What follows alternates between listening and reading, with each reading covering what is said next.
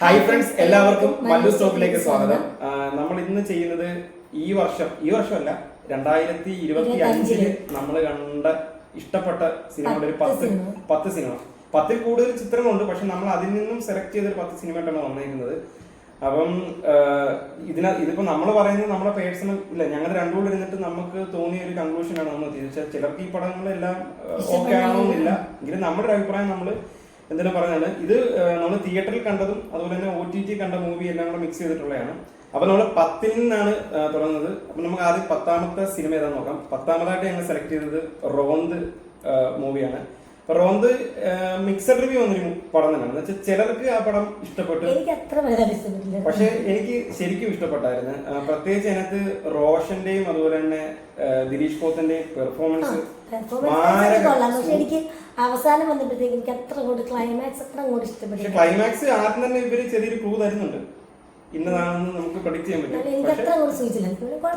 ഞാൻ പറഞ്ഞത് ഇതുപോലെ രണ്ട് ആൾക്കാരുണ്ട്, രണ്ട് ഓഡിയൻസ് ഈ ഒരു സിനിമയ്ക്കുള്ളതാണ്. പിന്നെ നമ്മൾ ഒരു കൺക്ലൂഷൻ എത്തിയിട്ട് 10ാമതായിട്ട് നമ്മൾ റോന്താണ് സെലക്ട് ചെയ്തേക്കുന്നത്. 9ാമതായിട്ട് നമ്മൾ തെരഞ്ഞെടുത്ത സിനിമ എന്ന് പറയുന്നത് പടക്കളം. നമ്മളെ ഒരുപാട് ചിരിപ്പിച്ച സിനിമയാണ്. ഒരുപാട് നാളിന് ശേഷം നമ്മൾ ഒത്തിരി പൊട്ടിച്ചിരിച്ച സിനിമയാണ് പടക്കളം. പ്രത്യേകിച്ച് നമുക്ക് അതിനകത്ത് സന്ദീപ്, അതുപോലെ തന്നെ ഷറഫുദ്ദീന്, അതുപോലെ തന്നെ സുരാജിനെ നമുക്ക് ഒരുപാട് നാളിന് ശേഷം അങ്ങനത്തെ ഒരു കോമഡി, പഴയകാല സുരാജിന്റെ ഒരു കോമഡി കിട്ടിയ ഒരു സിനിമയായിരുന്നു പടക്കളം. പിന്നെ നമുക്ക് അതിന്റെ കൺസെപ്റ്റ് ഒരുപാട് ഇഷ്ടപ്പെട്ടായിരുന്നു. എന്ന് വെച്ചാൽ ഒരു ഫാന്റസി മൂഡിലായിരുന്നു പടം പോയത്.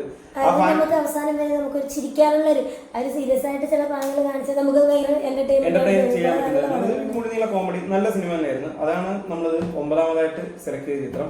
8ാമതായിട്ട് നമ്മൾ തെരഞ്ഞെടുത്ത സിനിമ എന്ന് പറയുന്നത് ഓഫീസർ ഓൺ ഡ്യൂട്ടി. നമുക്കറിയാം ഭയങ്കരമായിട്ട് ഇല്ലേ, ഒരുവിധപ്പെട്ട ആൾക്കാരെല്ലാം പോസിറ്റീവ് റിവ്യൂ തന്നെയാണ് പടത്തിന് പറഞ്ഞത്. പ്രത്യേകിച്ച് അതിനകത്ത് കുഞ്ചാക്കോ ബോബന്റെ ഒരു പെർഫോമൻസ് എന്ന് വെച്ചാൽ അദ്ദേഹത്തിന്റെ ഇൻട്രോ സീനും നമ്മൾ ഇതുവരെ കാണാത്ത ഒരു ചാക്കോച്ചനെ നമുക്ക് അതിനകത്ത് കാണാൻ പറ്റും. എന്ന് വെച്ചാൽ അത്ര ഒരു ക്രൂവലായിട്ടുള്ളൊരു ഒരു മനുഷ്യൻ, അത്ര ഇല്ലേ, ഒരു ഭയങ്കര റോ ആയിട്ടുള്ളൊരു പോലീസ് ഓഫീസറായിട്ട് അദ്ദേഹത്തിന് ആ ഒരു ക്യാരക്ടർ അത് അടിപൊളിയായിട്ട് ചെയ്തു. ഇതിനകത്ത് 4 വില്ലന്മാരുണ്ട് ഇല്ലേ, വില്ലന്മാരും വില്ലത്തികളും ഉണ്ട്. അവരുടെ പെർഫോമൻസും ശരിക്കും എടുത്തു പറയേണ്ടായിരുന്നു. നമുക്ക് ഒന്ന് സ്ക്രീനിൽ കയറി പൊട്ടിച്ചാൽ എന്താന്നുള്ള രീതിയിലുള്ള ഒരു ആക്ടിങ് ആണ് അവര്. അപ്പൊ ഈ വില്ലനും അതുപോലെ ഒരു സൈഡിൽ നായകനും പിന്നെ ആ ഒരു ത്രില്ലിംഗ് മൂഡും എല്ലാം കൂടെ വെച്ചിട്ട് നമുക്ക് ഭയങ്കരമായിട്ട് ഇല്ലേ, ഒരു സീറ്റഡ്ജിന് ത്രില്ലർ നമുക്ക് ആ ഒരു കാറ്റഗറി ഉൾപ്പെടുത്താൻ പറ്റുന്ന സിനിമ തന്നെയായിരുന്നു ഓഫീസർ ഓൺ ഡ്യൂട്ടി. നമ്മൾ ശരിക്കും എൻജോയ് ചെയ്തുള്ള ഒരു പടമായിരുന്നു. 7ാമതായിട്ട് നമ്മൾ സെലക്ട് ചെയ്തേക്കുന്നത് രേഖാചിത്രമാണ്. രേഖാചിത്രം നമുക്കറിയാം ആ ഒരു സിനിമയുടെ മേക്കിംഗ് തന്നെ നമുക്ക് ഇഷ്ടപ്പെട്ടത്. എന്ന് വെച്ചാൽ പഴയ കാലഘട്ടവും പുതിയ കാലഘട്ടവും ഒക്കെ വെച്ചിട്ടാണ് നമുക്ക് ഒരുപാട് കണക്ട് ചെയ്യും. എന്ന് വെച്ചാൽ നമുക്കറിയാം മമ്മൂക്കയുടെ ആ ഒരു പഴയ സിനിമ, അപ്പൊ അതിനകത്ത് നടക്കുന്ന ഒരു ഇൻസിഡന്റുമായിട്ട് ബന്ധപ്പെടുത്തി ഈ കാലഘട്ടത്തിൽ നടത്തുന്നത് അത് അനശ്വര സൂപ്പറായിട്ട് ആ ഒരു സിനിമ ചെയ്തിട്ടുണ്ട്. അനശ്വരയ്ക്ക് എനിക്ക് തോന്നുന്നൊരു അവാർഡിനുള്ള സാധ്യത വരെ ആ ഒരു സിനിമ കാണിച്ചിട്ടുണ്ട്. പിന്നെ ഇതിനകത്ത് എടുത്തു പറയേണ്ട ഇതിനകത്ത് ക്ലൈമാക്സ്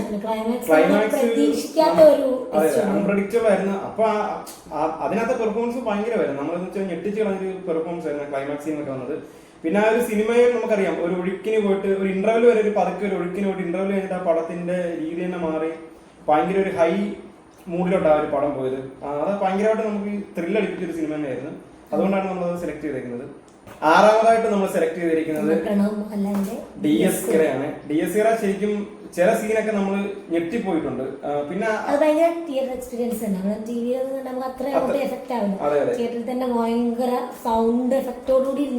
അതിന്റെ സൗണ്ട് ഡിസൈനിങ് ഒക്കെ ആ പടത്തിന്റെ ബ്രില്യന്റ് ആയിരുന്നു. പിന്നെ അതിനകത്ത് ഈ സൈലന്റ് സീനുണ്ട്, കുറെ സീനകത്ത് സൈലന്റ് വെച്ചിട്ട് അതിനകത്ത് പേടിപ്പിക്കുന്ന കുറെ പരിപാടികളുണ്ടായിരുന്നു. അപ്പൊ അതൊക്കെ വന്നിട്ടുണ്ട്. പക്ഷെ അത് നല്ല കളക്ഷനും ആയിരുന്നു. ഓൾമോസ്റ്റ് എനിക്ക് ഹൊറർ മൂവി ഫാൻസുകാർക്കെല്ലാം അത് പടം ഇഷ്ടപ്പെട്ടിട്ടുണ്ടായിരുന്നു. പിന്നെ ചില കുറച്ച് ആൾക്കാർ മാത്രമേ നെഗറ്റീവ് ഒക്കെ പറഞ്ഞത്. പക്ഷെ എന്നാലും പടം നല്ലോണം കളക്ട് ചെയ്ത് കൂടുതലും പോസിറ്റീവ് റെസ്പോൺസ് തന്നെ വന്നത്. പിന്നെ എടുത്തു പറയേണ്ടത് പ്രണവ് മോഹൻലാലിന്റെ ഒരു അഭിനയം. എനിക്ക് തോന്നുന്നു അദ്ദേഹത്തിന്റെ മറ്റുള്ള പടങ്ങളുമായിട്ട് കമ്പയർ ചെയ്യുമ്പോഴത്തേക്ക് ഒരുപാട് മെച്ചപ്പെട്ടതായിട്ട് നമുക്ക് ഈ ഒരു ചിത്രത്തിൽ കണ്ടിട്ടുണ്ട്. പിന്നെ ഇതിനകത്ത് ക്ലൈമാക്സ് ഒക്കെ അടിപൊളിയായിരുന്നു. ക്ലൈമാക്സിലുള്ള എല്ലാവരുടെയും പെർഫോമൻസും എടുത്ത് പറയേണ്ടത് തന്നെയായിരുന്നു. അപ്പം ഇതാണ് നമ്മൾ 6ാമതായിട്ട് സെലക്ട് ചെയ്തത്. ഇനി 5ാമത്തെ നോക്കാം. 5ാമതായിട്ട് നമ്മൾ സെലക്ട് ചെയ്തേക്കുന്നത് സർവമായ മൂവിയാണ്. മൂവിയാണ് നമ്മളെ അത്യാവശ്യം ഇല്ല നല്ലോണം എന്ന് വെച്ചാൽ ഒരുപാട് ചിരിപ്പിച്ചെന്നല്ല, പക്ഷെ നമുക്ക് അത്യാവശ്യം ഫീൽ ഗുഡ് മൂവിയാണ്. അത്യാവശ്യം ആ മൂവി ആദ്യം വിചാരിച്ചു ഇറങ്ങി റെസ്പോണ്ടൊക്കെ അറിഞ്ഞിട്ട് കാണാമെന്ന് വിചാരിച്ച് പറഞ്ഞിരുന്നു. പക്ഷെ അത് ഞങ്ങൾ അന്ന് ബുക്ക് ചെയ്ത് റിലീസിന്റെ അന്ന് തന്നെ ഫസ്റ്റ് ഷോയ്ക്ക് പോയിട്ടുണ്ട് അല്ലേ. നല്ല മൂവിയാണ്, നല്ല ഒരു ചെറിയൊരു പ്രതീക്ഷ എന്ന് പറഞ്ഞാല് ഇവരുടെ ഇന്റർവ്യൂസിനകത്ത് അവരുടെ ഒരു കോൺഫിഡൻസ് നമ്മൾ കണ്ടായിരുന്നു. പിന്നെ നമുക്ക് പേഴ്സണലി ഒരു ആഗ്രഹം എന്ന് പറഞ്ഞാൽ ഇപ്പൊ നിവിൻ പോളിയുടെ ഒരു തിരിച്ചുവരവ് നമ്മൾ ഭയങ്കരമായിട്ട് ആഗ്രഹിച്ചായിരുന്നു. അതുകൊണ്ട് നമുക്ക് ആ ഒരു പഴയ നിവിൻ പോളിയുടെ ഒരുപാട് സംഭവങ്ങൾ ഈ ഒരു സിനിമയ്ക്കകത്ത് നമുക്ക് ഹ്യൂമർ ഒക്കെ നല്ല രീതിയിൽ വർക്ക്ഔട്ട് ചെയ്തിട്ടുണ്ടായിരുന്നു. പിന്നെ ഒരു ഫീൽ ഗുഡ് ആയിരുന്നു. ഇല്ല ഇതിനകത്തെ ആ ഒരു ഡൽഹിയിലും ആ ഒരു റോളൊക്കെ അടിപൊളിയായിട്ട് തന്നെ നമുക്ക് ഫീൽ ചെയ്തിട്ടുണ്ടായിരുന്നു. മൊത്തത്തില് ഒരു നമുക്ക് തിയേറ്റർ കണ്ടിട്ട് ഇറങ്ങുമ്പോഴത്തേക്ക് ഭയങ്കര സംതൃപ്തി തരുന്ന ആ ഒരു സംതൃപ്തി തരുന്ന ഒരു മൂവി തന്നെയായിരുന്നു സർവ്വമായി. അതുകൊണ്ടാണ് നമ്മളത് അഞ്ചാമതായിട്ട് തന്നെ സെലക്ട് ചെയ്തേക്കുന്നത്. ഇനി നാലാമത്തെ ചിത്രകഥ നോക്കാം. നാലാമതായിട്ട് നമ്മൾ സെലക്ട് ചെയ്തേക്കുന്ന സിനിമ എക്കോയാണ്. എക്കോ നമുക്കറിയാം, ഇതിനു മുമ്പുള്ള അദ്ദേഹത്തിന്റെ ചിത്രം ആ ഒരു പാറ്റേണിൽ തന്നെയാണ് പോയേക്കുന്നത്. ഇതിനു മുമ്പുള്ള സിനിമ എന്ന് പറയുന്നത് കിഷ്കിന്ധാഖണ്ഡം.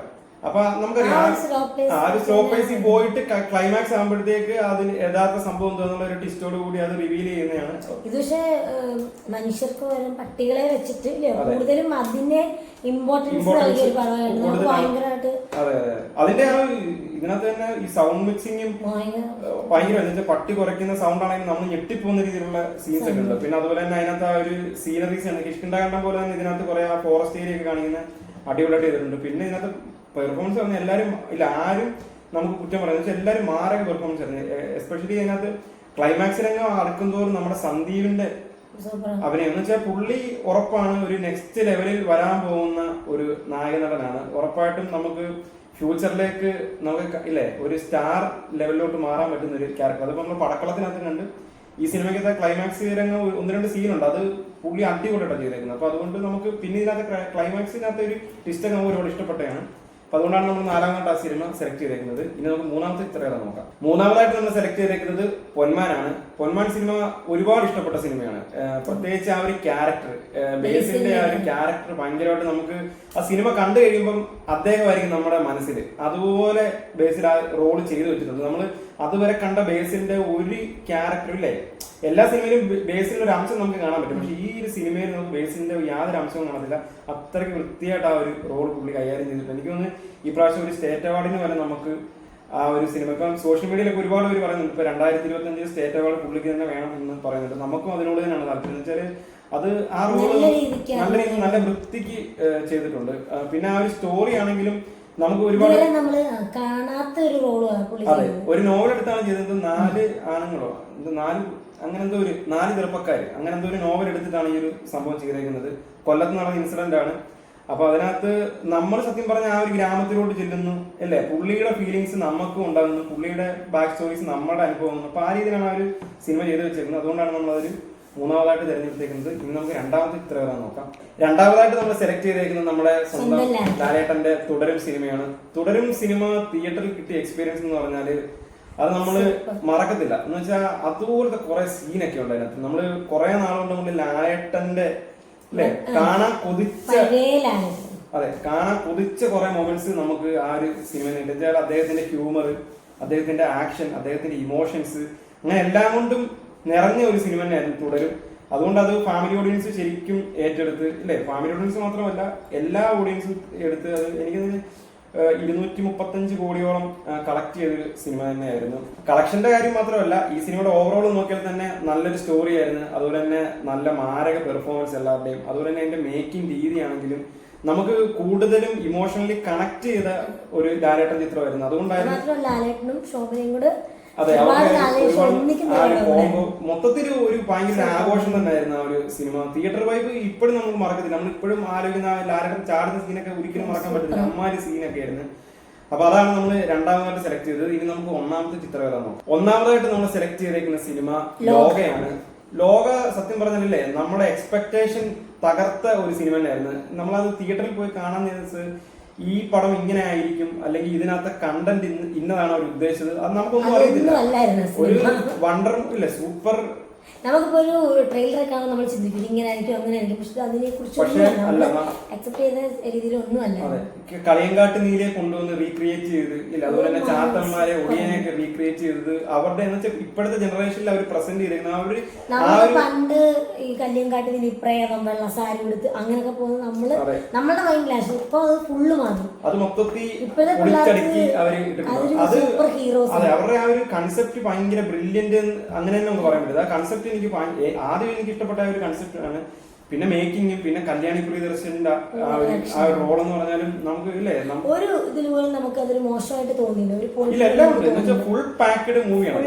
നമുക്കൊരു ചെറിയൊരു ഇതുപോലെ ഒന്നും തോന്നില്ല, ആഗ്രഹിച്ചില്ല, ഒന്നും നമുക്ക് തോന്നില്ല. നമുക്ക് തീരല്ലേ എന്ന് ആഗ്രഹിച്ച ഒരു മൂവിയായിരുന്നു. ഇതിപ്പോ തീരല്ലേ ടിവിയിൽ ഒത്തിരി തവണ നമ്മളത് OTT എനിക്കൊന്ന് ഈ വർഷം നമ്മൾ തിയേറ്ററിൽ നിന്ന് കണ്ടതിന് ശേഷം OTT വന്നത് ഏറ്റവും കൂടുതൽ കണ്ട സിനിമ ലോക തന്നെയാണ്. കഴിഞ്ഞ പ്രാവശ്യം എനിക്കൊന്ന് അങ്ങനെയൊക്കെ നമ്മൾ കണ്ടത് എനിക്ക് പ്രേമലൊക്കെ OTT വന്നപ്പോൾ റിപ്പീറ്റ് കുറെ അടിച്ചു കിട്ടുന്നത്. അതിനുശേഷം ലോക അതുപോലെ ഒരുപാട് വട്ടം നമ്മൾ OTT സെക്കൻഡും തേർഡും ഒക്കെ വരുന്നത് ഇങ്ങനെയാണെന്ന് ഭയങ്കര പ്രതീക്ഷയാണ്.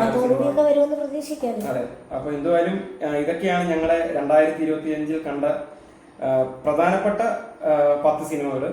അല്ലാതെ ഒരുപാട് വേറെ കുറെ പടങ്ങൾ നമുക്ക് ഇഷ്ടപ്പെട്ടിട്ടുണ്ടായിരുന്നു. പക്ഷെ ഇതിനകത്ത് ഉൾക്കൊള്ളിക്കാൻ പറ്റാത്തത് കൊണ്ട് മാത്രമാണ് നമ്മളത് വിട്ടത്. നിങ്ങൾക്ക് ആർക്കെങ്കിലും വേറെ ഏതെങ്കിലും സിനിമ കമന്റ് ആയിട്ട് ഇട്ടാൽ മതി. നമ്മുടെ ഈ ലിസ്റ്റ് നിങ്ങൾക്ക് ഇഷ്ടപ്പെട്ടെങ്കിൽ എല്ലാവരും ഒന്ന് ലൈക്ക് ചെയ്യുക എന്ന് പറഞ്ഞുകൊണ്ട് നമ്മൾ നിർത്തുന്നു. Okay, by.